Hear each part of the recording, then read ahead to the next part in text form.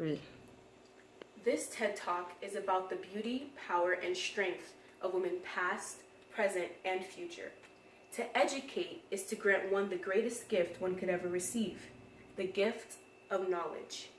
Whether women were given a platform or not, they created multiple and flourished beyond the expectations of their male and sometimes female counterparts.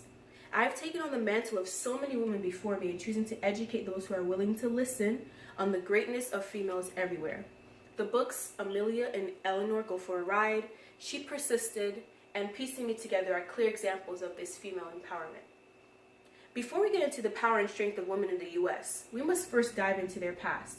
Even before America gained its independence in 1776, as the 13 colonies, women's rights were non-existent. When a man and a woman got married, the two of them were then viewed as a single person in the eyes of the English government. Everything that a woman did was under the supervision and permission of her husband, because in the two of them becoming one, he as a result stripped his wife of whatever limited voice she had beforehand. This sounded absurd to me when I learned this, but back then it was simply the way life was. Women were seen as too stupid to make decisions, too weak to lead, and too emotional to be level-headed. They remained housewives for years under the suppression of American patriarchy. It's ironic that this country was called the land of the free and the home of the brave at a time where white males were the only recipients of such liberty. As time went on, women began to push back the stereotypes and sought out better lives for themselves. Women did not simply wake up from a bad dream one day and just simply begin to live the fulfilling lives they would have access to today. A journey had to be trekked and a trail had to be blazed in order for us to get to where we are now. The first recorded shift in a woman's position and rights in American society was in 1833 when Oberlin College was founded. It permitted the enrollment of female students, thereby empowering those who could attend. As you can imagine, school was not readily accessible to many women, even if they were permitted to enroll at this particular institution. While some women took advantage of this opportunity, most could not. One of the most historical advancements towards shifting the roles of women in America was during World War I. Although this advancement was not intentionally aimed towards female empowerment and came at the cost of sacrificing the lives of so many men, this bittersweet time created a platform for the elevation of women. It was a sort of industrial revolution for females across the United States. When all of the men were sent to war, women were the ones who picked up in the factories and businesses where men left off.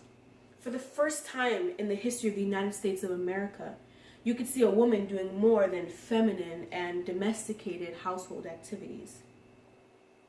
Women for once became the backbone of the American economy. Women's employment went from 23.6% to 46.7% in a matter of 4 years between 1914 and 1918. Not only did women have the opportunity to explore different aspects of the workforce, but this also marked the inception of modern womanhood, where a woman can not only take care of her children, but also go to work to provide for her family and still be well educated. Taking into account the shift from a heavily patriarchal society to a more inclusive way of life, it is important to note the shifts in what feminism used to be and what it is now. In the earlier times of this country, feminism was defined by women gaining individuality and equal rights in voting and education.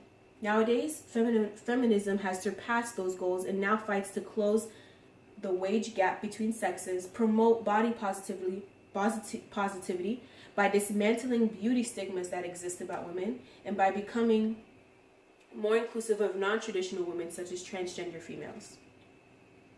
Feminist rallies have swept the nation since the 1960s in support of birth control, a woman's right to choose, eradicating the gender wage gap, educating young girls about their power and strength, and supporting feminism in other places of the world. America has been relatively successful in achieving a greater sense of equality in this society. However, other countries have not been so lucky. There are countries where educating women is legal, where a woman can be legally killed by her husband if she were to try to leave him, where a woman cannot legally file for divorce, where a woman cannot own property or keep the money that she may earn. Even though America is no longer in this state, it is admirable how in this fight for female equality that it also advocates for the equality of women in other countries as well. For example, a young woman named Malala Yousafzai was honored immensely by the American feminists for fighting to become educated despite her life being in danger. Oprah Winfrey has a school for girls in Africa where she teaches and empowers young women every day, reminding them of their innate greatness and strength as young women. These are just two of the countless examples of Americans fighting for feminism at home and overseas. Now that we understand the lives of women and who came before us and the struggles of the ones who are here with us now, it is important that we also begin to look towards the future. It has been said that if you fail to plan, you plan to fail, and that a goal without a plan is just a wish. Even as the feminist fight is being fought right now, it is important to understand that in order for past and current efforts toward equality to not be in vain, a plan must be in place to ensure the longevity of feminism. That plan is to begin even now to teach younger generations, both male and female, of the importance of treating men and women equally. The Christian proverb, train up a child in the way he should go, and when he is old, he will not depart from it, rings 100% true in this case. And it is important to begin to spread a different way of thinking to the future lawmakers, presidents, teachers, and so on, because they will dictate where the world will stand on the issue of female empowerment in the future when those who are here now will be here no more. In the three books, She Persisted, Amelia and Eleanor Go for a Ride, and Piecing Me Together, all of the main characters exhibit the strength and valor in their womanhood, in spite of the different age ranges and time periods.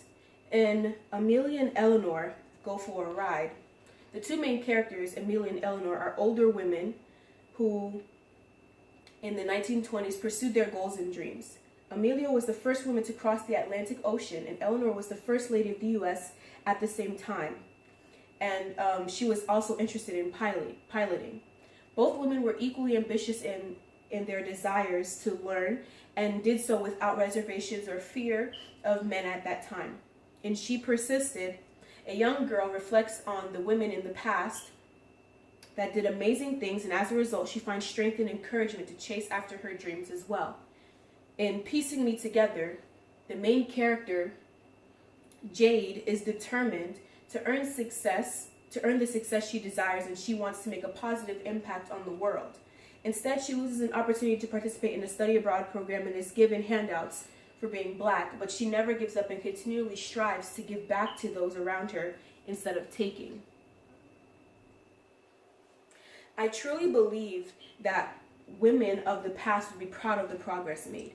After all, the very fact that I am a literate black female student in a college class that is able to pursue her passions is an example of how far we have come. Feminism affects each and every one of us, and its progression is essential to the world's overall success. After going through our past and present and preparing a plan for our future, I can honestly say that all three time periods have one thing in common. They are all female. Who runs the world? Girls. You really had me do that at the end, Mom? Mom?